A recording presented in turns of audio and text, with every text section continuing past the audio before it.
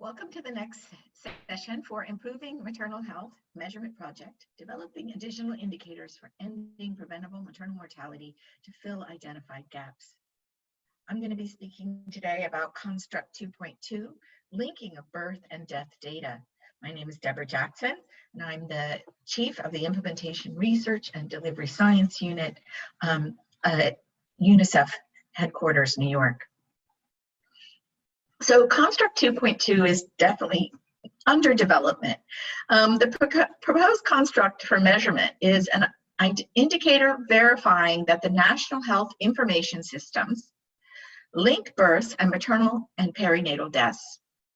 The EPMM Phase 2 formulation is presence of a National Health Information System as described by ICD-MM and ICD-PM, linking outcomes, births and deaths to maternal and perinatal conditions, and to report annually on characteristics of birth, death, and other vital events to produce statistics relevant to monitoring of reproductive and health and mortality. So clarifying this construct, two things stand out to me. I mean, of course, this is all about better data, but I see linking of the outcomes, births and deaths, to maternal perinatal conditions, and to report annually on characteristics of deaths, and that produce statistics relevant to the monitoring. So it's linking and producing statistics.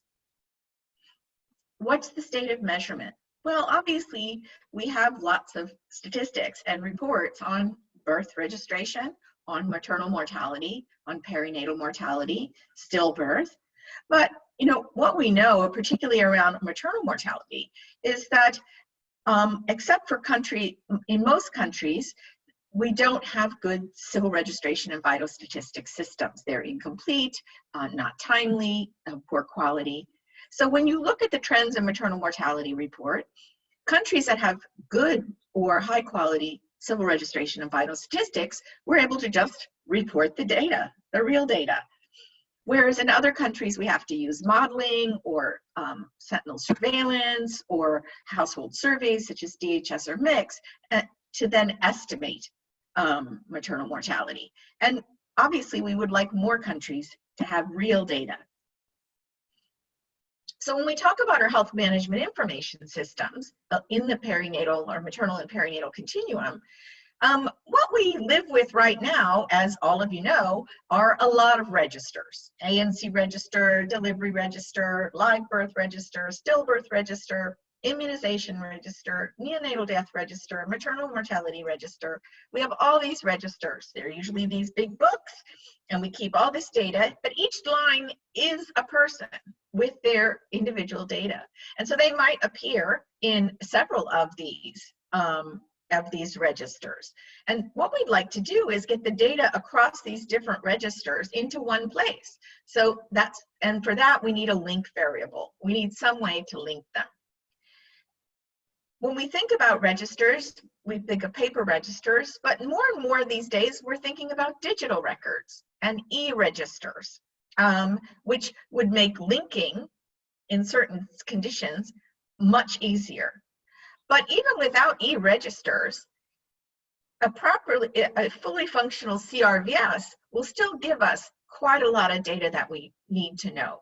And in many cases, we can then, through, say, for example, the mother's ID, link the mother's, the various deaths and births and all of that. And so linking across the CRVS system. So thinking about the measurement aspect to the construct, particularly if we start to think about individual digital records. We have lots of digital records in health management information systems.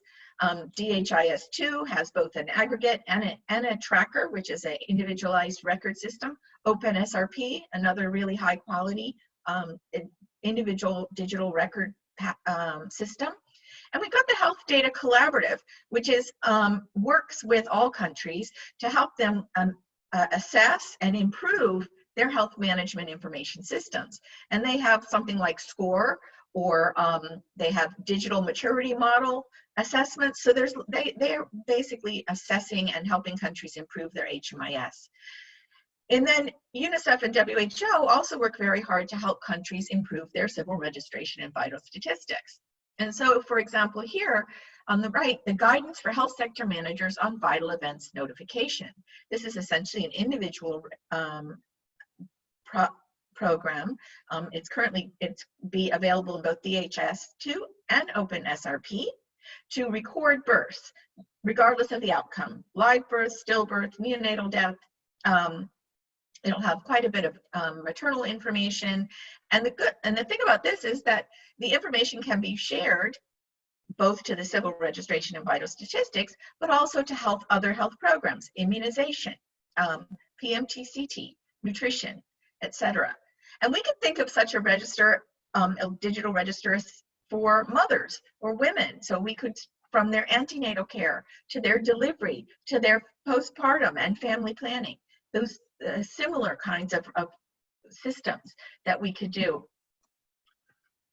Thinking about CRVS, the thing is that particularly for maternal mortality and perinatal mortality, there are specific ICD recommendations, ICD-MM, ICD-PM. This graphic is from ICD-PM, and I want to point out particular things that are important for our discussion. One, as I already mentioned, most of the data that we have are estimates. They don't tell the whole story. Two, many deaths go unrecorded, and we need to make every mother and baby count. On the lower left, you can see the reasons we, without knowing the true number of deaths and causes, countries are not able to adequately improve their quality of care, prevent future deaths, improve vital statistics, allocate resources, and reach global targets. As part of this, there are two things that I also want to point out. One is that we need to collect at least a minimum data for each birth and death. I call it a minimal perinatal data set or a minimal maternal data. We also need to produce birth and death certificates for everyone, including stillbirths, so that we would have then data in our HMIS and in our CRVS. Just a little bit more about what could we get if we actually fully implemented ICD-MM and ICD-PM. In the upper right, you can see the ICD-PM recommended form for a perinatal death. And you'll see it has place of delivery, birth weight, time of birth, mother's age, antenatal care visits, quite a lot of information. In the lower left, we see the example of the medical certificate of cause of death. And this is a pretty standard, but the important piece is, which many countries don't yet include, is down at the bottom, the information on pregnancy and whether this woman was pregnant, not pregnant, or pregnant within the past year, to help us identify maternal deaths. And if you look at, if people were doing proper coding under ICD-MM, we would get substantial information on every single maternal death that would help us to understand causes and link with other issues. So what about measuring this construct?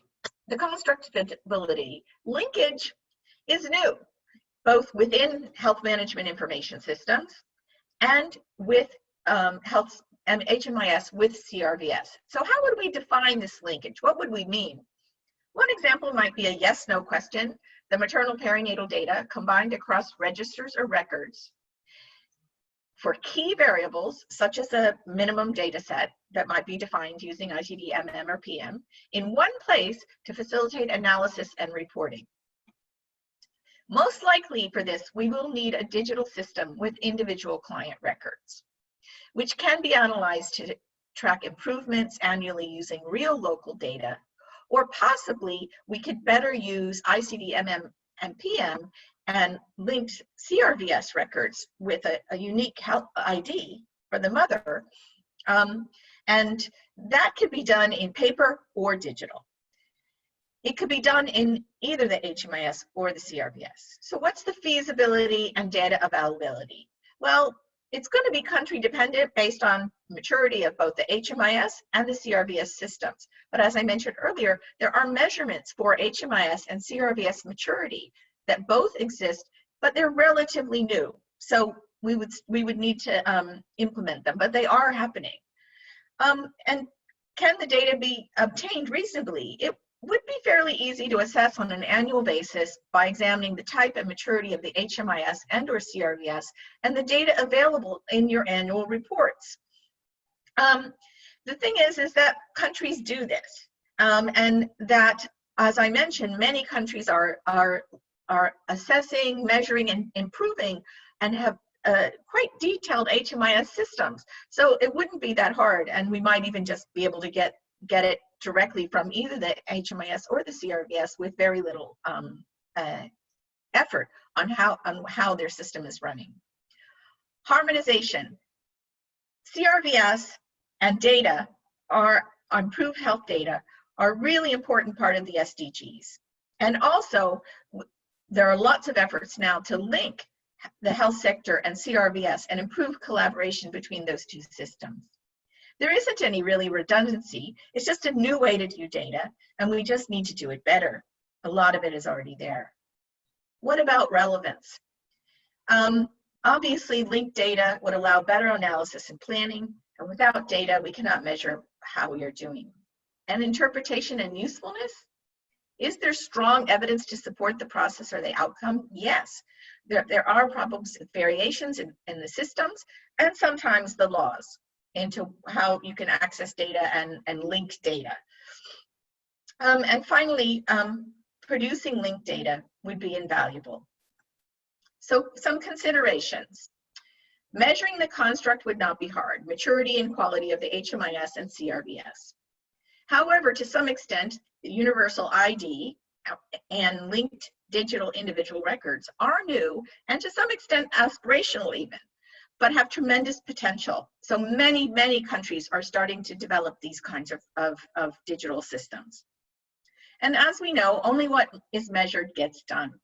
So the question is really, should EPMM be supporting a move to individual digital records, unique identifiers, and improved CRVS? And if yes, then this indicator would be a useful measure of progress towards that goal.